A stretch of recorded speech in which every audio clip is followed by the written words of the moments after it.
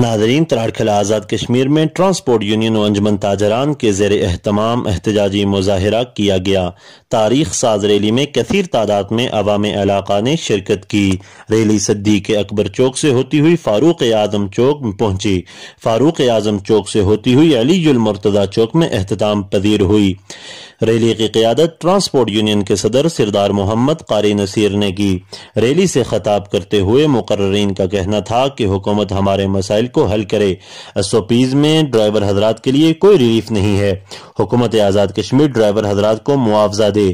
ہم مزید ظلم برداشت نہیں کر سکتے۔ اگر ہمارے مطالبات کو پورا نہ کیا گیا تو ہم وزیر اعظم ہاؤس کے سامنے دھرنا دیں گے۔ تمام تر مناظر عزم نیوز نیٹ ورک پر لائیو دکھائے گئے۔ ٹرانسپورٹ یونین نے عزم نیوز نیٹ ورک کا خصوصی شکریہ ادا کیا۔ مزید کیا کہا، آئیے سنتے ہیں۔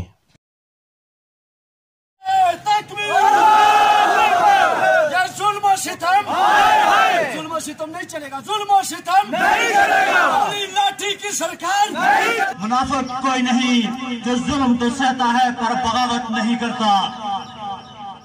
واجب الاحترام جناب سردار قاری نصیر صاحب بلندریز سے تشریف لائے ہوئے جناب سردار عمران صاحب ان کے ساتھ آئے نہیں لے سکتا، اپنی تنخواہ لے سکتا ہے، لیتا ہے۔